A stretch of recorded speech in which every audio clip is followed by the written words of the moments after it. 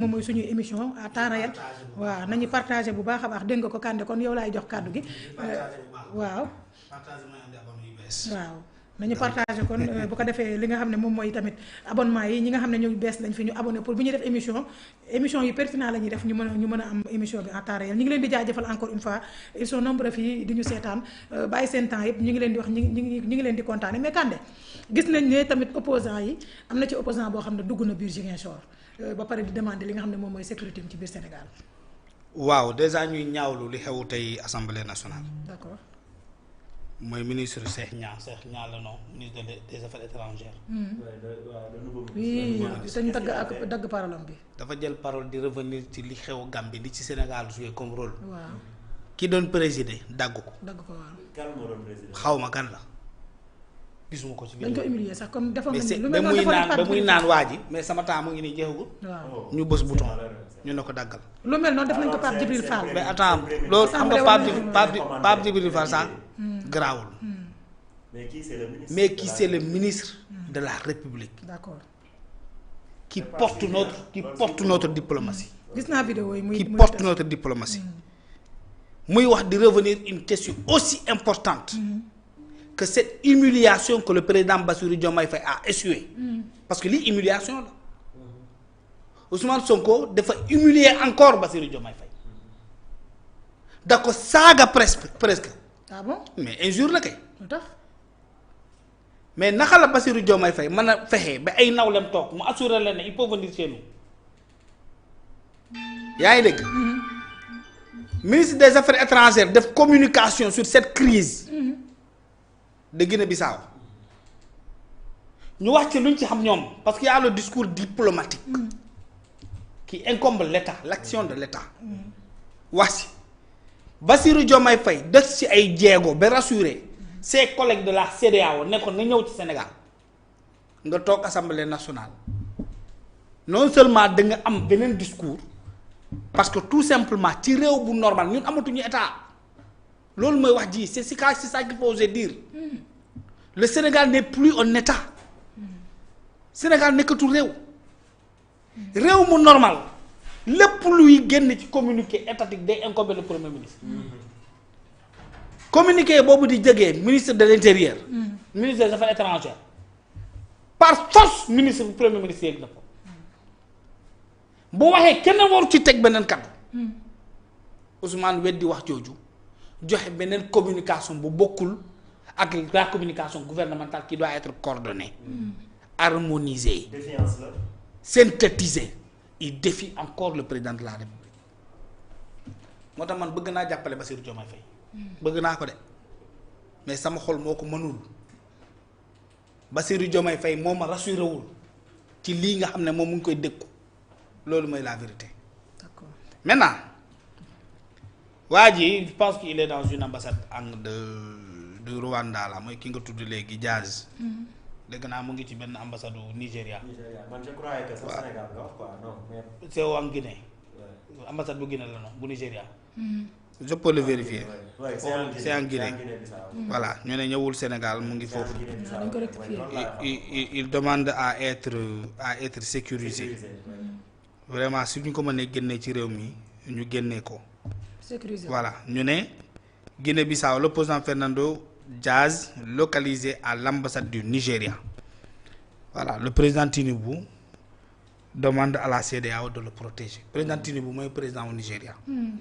Donc mu nekk benn mbir moo xam ne tamit ça demande des rumeurs des gens là. D'accord. xam nga madame li ñuy dund nii dafa doy waar.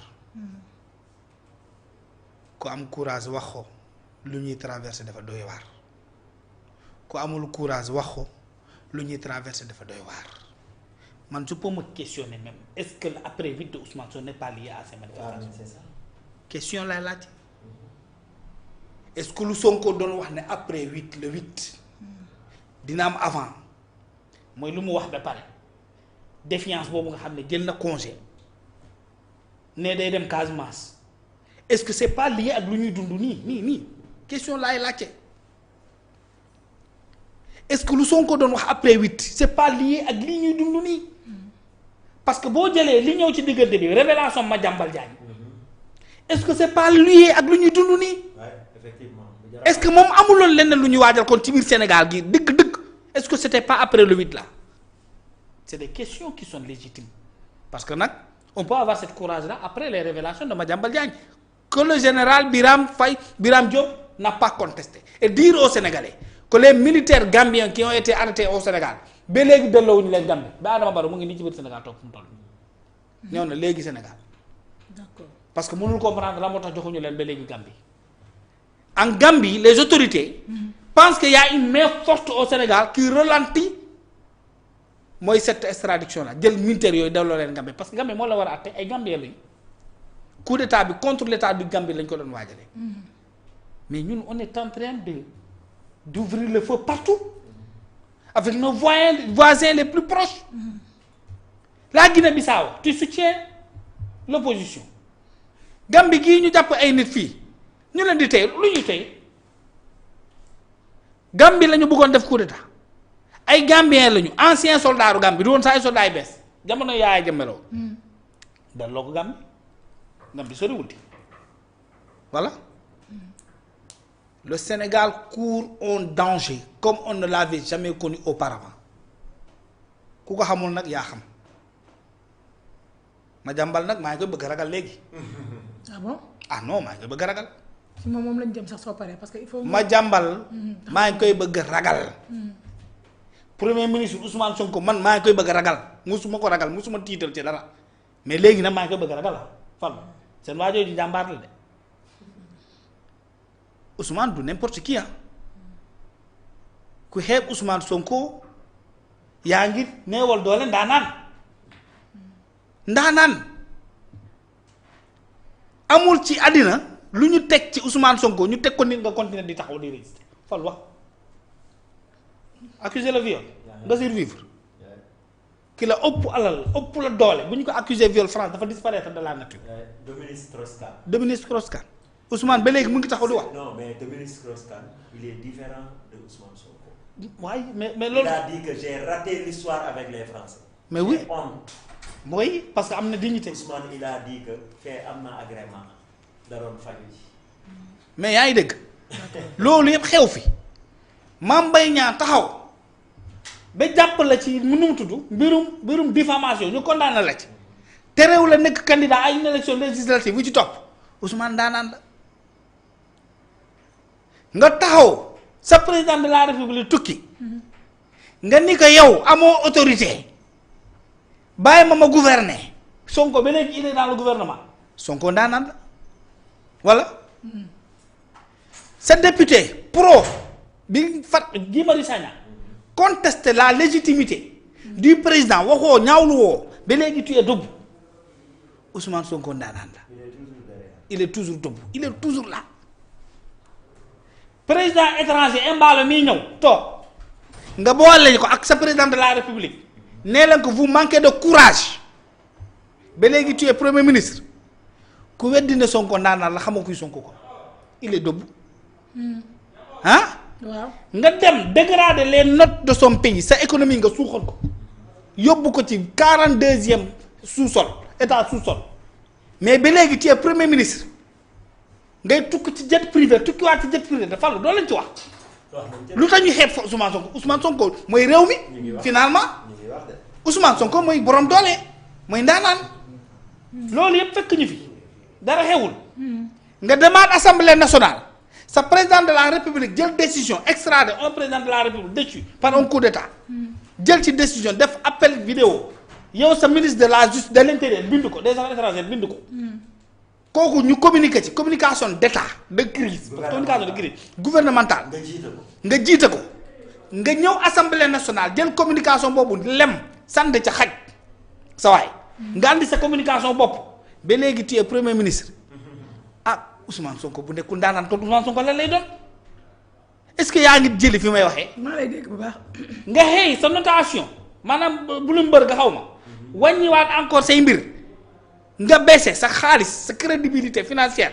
li waroon dem ba 2033.